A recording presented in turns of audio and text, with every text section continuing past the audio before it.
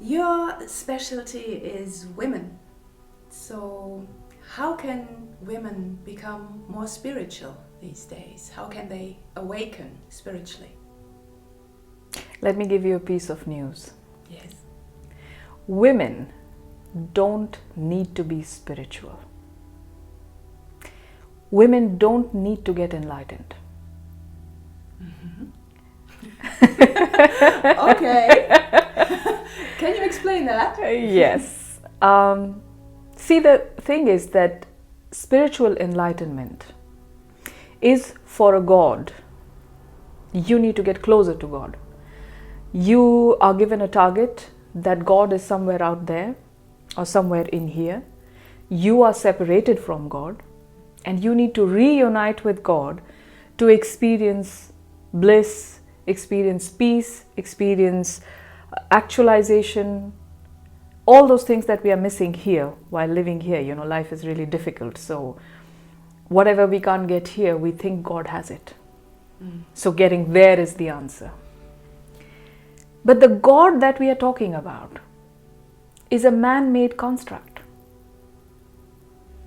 Yes, we have had mystics, we have had enlightened people who have told us about their personal experience of uniting with God or with the source.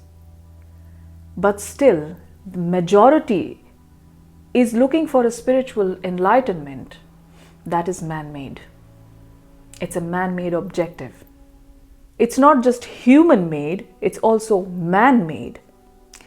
And it's made by a man because man intrinsically felt separated. And there had to be a goal to reunite. There is a longing. Even physiologically, a man has a longing constantly to reunite. In common words, we call it horniness. Yes. Yes. Women don't have that. Women have it, but physiologically, women are not that desperate. And it's a blessing. And there is a reason for it. The reason is that women are made very close to creators, to being a creatrix. We are the creatrix, right? Because our physiology is built in such a way that we give birth. Whether or not any one of us has chosen to give birth, that's a different matter. But we are capable of giving birth. Even if our giving birth apparatus is, for some of us, is not working. For some, it is working overtime. But the fact that we were given this capacity, that we are capable of giving birth, this already brings us very close to God, to the source, to the birth giver. We don't need to amp up our intuition. What is the New Age telling you? Amp up your intuition. We are brimming with intuition. Most of our life is about intuition. Most of our life is about being intuitive. It's only when we are off it, when we force ourselves to be off it, that's when trouble comes. But actually, we are intrinsically, basically intuitive. And we use it. We use it way more than men do. Otherwise, we wouldn't have survived. So we do use intuition. What is the prime example of intuition? Mothering. We know things about our children that they don't know, or we can save a child, we can save our own child or somebody else's child just in the brink of the moment, and we don't know where that information came from. So intuition is inbuilt in us. That's not what we need to amp up. Then the New Age movement is telling you to awaken your heart, the wisdom of your heart. That makes me laugh. Okay. Because women, we know how to love. The only job profile we fill perfectly. In fact, we know so much how to love and how to overflow with love that we are called too much. Sometimes even hormonal. right? Being laughed at. We are laughed at for these reasons. So we know how to love. Nobody has to teach us how to love. What we have to teach ourselves is how to love in a way that me, the person, is included in it. I, the woman, am included in me loving someone or something. That's all.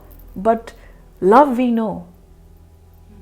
Testosterone doesn't know love. Right? I'm not saying men, because I know too many loving men to say that men don't know how to love. I know too many generous, beautiful, amazing, soul-oriented men to say something that blasphemous. But I'm just testosterone-ridden men are different.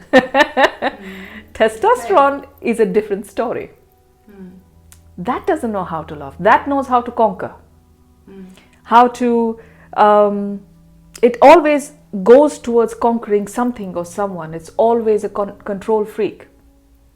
It always wants something. It always wants to grab it, keep it under control, have it, not let it go out.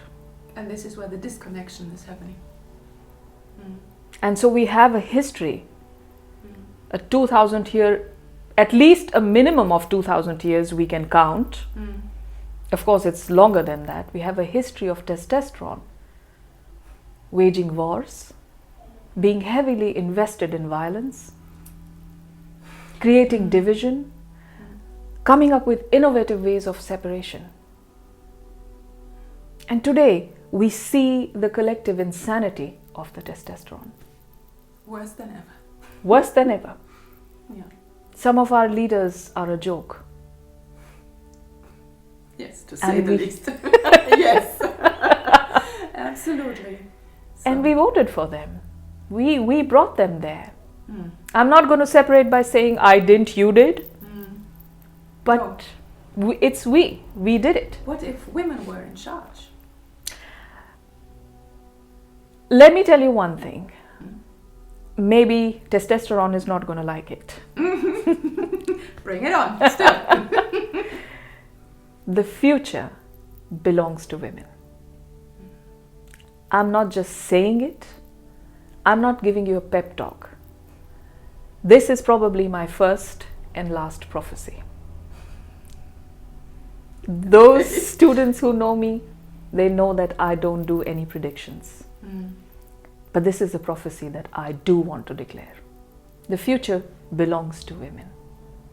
Now the question is, what kind of women? Yeah, exactly. Because, future is a huge pool of consciousness. Future is a huge potential. Future is big. And in future are all these innocent beings called our children. All these innocent sentient beings called animals and inhabitants of earth and certain beings and other people. So future is a huge thing. It's really important looking at where the world is going today, looking at the collective insanity of today. It is important for women to understand and consider what kind of women are going to inherit the future. This doesn't mean that certain kind have to be put aside. This simply means all of us, all the women, are heading towards the future. But not all of us are prepared to handle it. That's the problem. What is missing? Instead of saying what is missing, let me tell you that women have been kept distracted for more than 3,000 years now. This whole process started 3,000 years ago, where the seed of sin was introduced into women. And women were introduced as the cause of that sin. We know this very well today, right? Then we were burnt, then we were mutilated, then we were raped, then we were destroyed. But most of all, we were constantly dismissed for our intelligence. That is the greatest wound we have. The burning, the mutilation, the rape, the disrespect, all of that is humiliation. We have those wounds. But the greatest wound that we still have and has still not been fulfilled even in the most modern, educated and powerful women holding big offices, is the dismissal of our intelligence. Our intuitive, wise intelligence. So we have stayed distracted for 3,000 years trying to find God, trying to atone our sins, trying to become spiritually awakened, looking for enlightenment. While we are distracted, testosterone is waging war after war. While we are distracted, testosterone is taking over the world and turning it into an insane battlefield. But why are we distracted by this spirituality? That's not what we need. We need absolute clarity. Women need absolute clarity, not spiritual enlightenment. Absolute clarity is different from psychological clarity. It's the same difference that you will find between the sun and a light bulb in a room. You were born with a direct connection to a timeless, unconditional clarity within you. When you're connected to it fully, you don't need any babysitters and agents for your consciousness. You're absolutely clear in life. Outwards, but when we are born and the umbilical cord is cut and the way we are raised damages that apparatus. Now you are not able to understand the language that life is speaking with you because the device is missing. We disconnect from this absolute clarity, and instead we are trained to rely on the conditioned clarity, which is based on right and wrong, which is based on what is correct for a certain culture, certain religion, certain race, certain gender, but may not apply to anything else. Fortunately, we are heading towards Satyuga, but we can't directly go into the golden age. We are in a preparatory period. And in this preparatory period, women are rising. This is not about just taking over from men. This is about getting equipped first to perceive that world that's coming. Then you should have the capacity to hold it and make it tangible so it's available here. It's not like a vaccination drive. Not everybody can be put in one row and given a vaccine and say, now you are absolutely clear, let's run this world. There are only certain kind of women right now that will feel attracted to this work.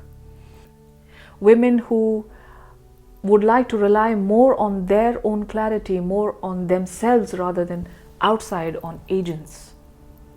Agents of God, agents of consciousness, agents of whatever. So women who are more drawn towards becoming their own resource and becoming their own validator, becoming their own approval center.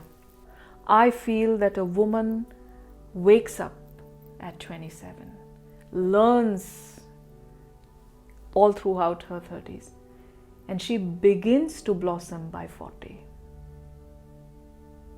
She begins to blossom by 40. So my 40 is the new 16. Becoming the nuclear woman is to learn how to live a naturally ecstatic life. The kind of life that is built on self-trust. It's built on truth and it's built on courage.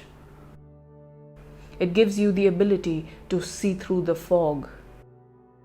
It gives you the power to outdo redundant paradigms and look at your own ecstatic life.